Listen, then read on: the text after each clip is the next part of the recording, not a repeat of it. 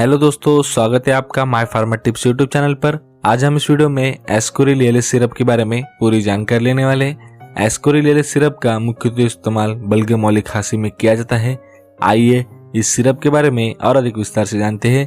ये सिरप कैसे काम करता है, ये कहाँ इस्तेमाल होता है, इसके क्या बेनिफिट है, इसके क्या साइड इफेक्ट है, इस सिरप का सही डोज कितना है। इस सिरप से जुड़े सभी सवालों के जवाब आपको इस वीडियो में मिल जाएंगे, तो वीडियो को लास्ट तक जरूर देखिए। ग्लेनमार्क कंपनी का ये 100 ml का सिरप आपको किसी मेडिकल स्टोर पर 98 यानी 98 रुपए में आसानी से मिल जाएगा। बात करते हैं इसमें मौजूद कंटेंट के बारे में। एस्कोरिल एल सिरप में levosalbutamol sulphate 1 mg, ambroxol hydrochloride 30 mg, guaifenesin 50 mg ये कंटेंट समाविष्ट है। इसमें मौजूद लियोसाल्बुटामॉल का उपयोग अस्थमा और कॉर्निक ऑब्स्ट्रक्टिव पल्मोनरी डिसऑर्डर की ट्रीटमेंट में किया जाता है।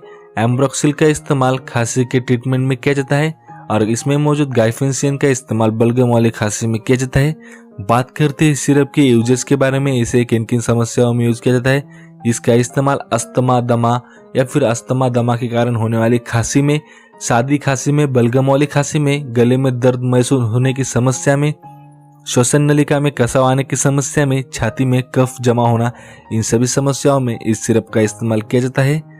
बात करते हैं इसकी डोसेस की। आप अपनी समस्या बताकर इसका डोज अपने डॉक्टर या फार्मासिस्ट से पूछ ले। इसे हमेशा डॉक्टर की सलाह से ही ले।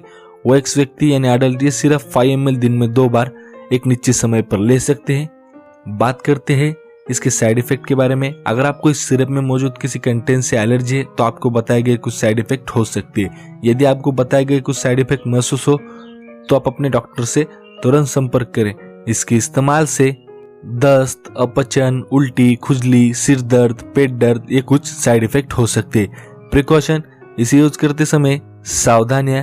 सिरप को इस्तेमाल करने से पहले सिरप को अच्छी तरह से शेक करें, बाद में ही यूज करें।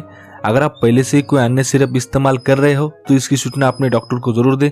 अगर आपको high blood pressure, liver disease या फिर किडनी से जुड़ी कोई समस्या हो तो इसकी सूचना भी अपने डॉक्टर को जरूर दें। इस सिरप इस्तेमाल करते समय आपको इस सिरप से अगर कोई साइड इफेक्ट होता है या फिर आपको इस सिरप में मौजूद किसी कंटेंट से एलर्जी है तो आप इसका यूज करना बंद कर दें। दोस्तों, अगर आपको इस वीडियो से हेल्पफुल इन्फॉर्मेशन मिली हो तो वीडियो को लाइक करें और my pharma tips YouTube channel को सब्सक्राइब करें। इस चैनल पर आपको हमेशा मेडिसिन न्यूज मिलते रहेंगे। Thank you for watching this video.